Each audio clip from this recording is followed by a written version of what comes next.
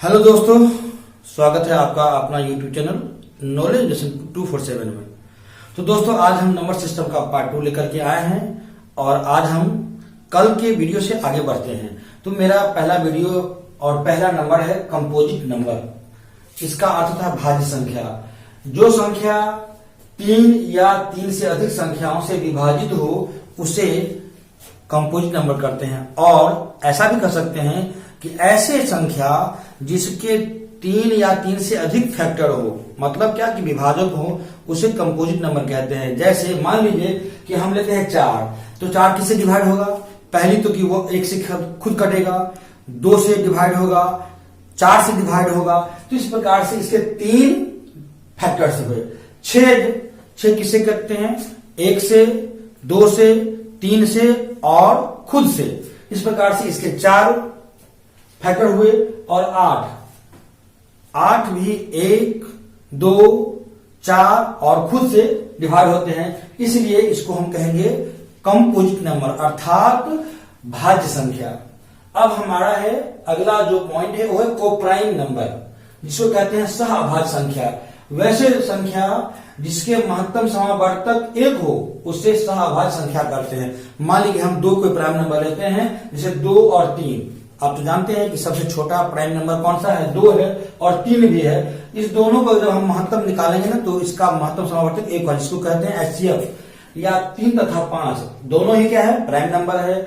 और 3 और 5 का प्राइम नंबर का जो हम निकालेंगे महत्तम समावर्तक अर्थात HCF, तो उसका एक ही आएगा HCF, इसीलिए यह कोप्राइम नंबर होगा।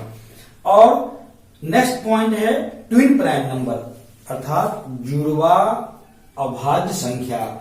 वह 2 अभाज्य संख्या जिसका अंतर 2 हो और उसका कॉमन फैक्टर केवल 1 हो। मतलब यह हुआ कि कोई ऐसा संख्या लेते हैं, 2 प्राइम नंबर लेते हैं और दोनों के बीच में 2 का अंतर, जैसे लेते हैं 3 और 5, तो 3 और 5 में 2 का अंतर हुआ।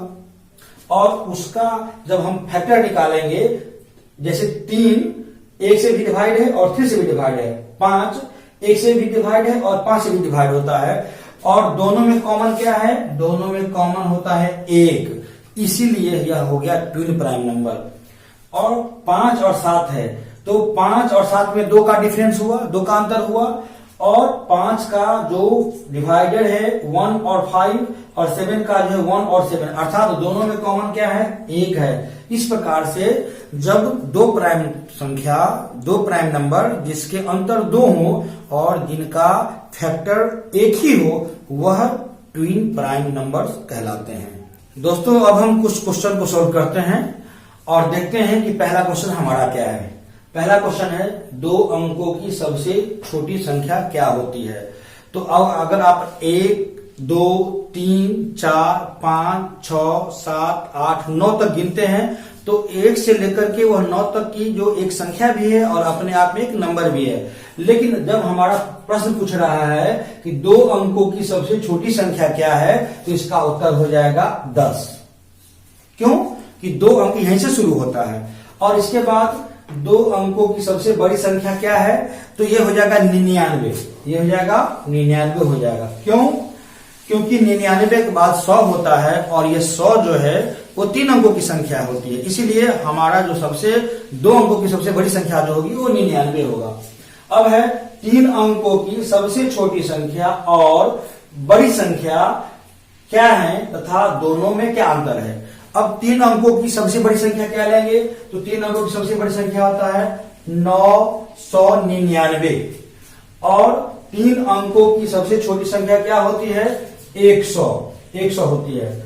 और अब इसका अंतर पूछ रहा है, तो अंतर का मतलब क्या है कि बड़ी संख्या में से छोटी संख्या को घटा देना होता है, तो इसको अंतर बताना होता है। अब घटा दीजिए तो 9 में से 0 जाएगा, तो 9 और 9 में से गया 8, अर्थात 899 इस दोनों का अंतर आता है। और ऐसा सवाल पूछा गया है, पूछा ही जाता है। और चौथा क्वेश्चन है कि 1 अंक की सबसे छोटी अभाज्य संख्या माने प्राइम नंबर तथा बड़ी अभाज्य संख्या क्या होती है। तो जैसा कि मैंने बताया था कि जो प्राइम नंबर होते हैं वो सबसे छोटी जो अभाज्य संख्या होगी, छोटी अभाज्य संख्या क्या होगा? ये 2 होगा, छोटी है ना। अभाज्य संख्या दो और बड़ी अभाज्य संख्या हो जाएगा 7। कितने अंकों की? तो एक अंक की जब जिसमें एक ही अंक हो तो 2 से हम शुरू करते हैं, तो 2 सबसे छोटी अभाज्य संख्या है और 7 जो है वह एक अंक की बड़ी अभाज्य संख्या है, क्योंकि 7 के बाद 8 जो होगा वो कंपोजिट नंबर होता है जिसको भाज्य संख्या बोलते हैं। 9 भी होगा तो भाज्य संख्या होगा जिसके 2 से अधिक 3 से अधिक फैक्टर होते हैं। तो इस प्रकार से आज हम इतनी सारी बातें जो बेसिक है हमने बतलाया। दोस्तों यह वीडियो आपको कैसा लगा? अच्छा लगा हो तो कमेंट करेंगे, शेयर करेंगे और सब्सक्राइब करेंगे। धन्यवाद दोस्तों।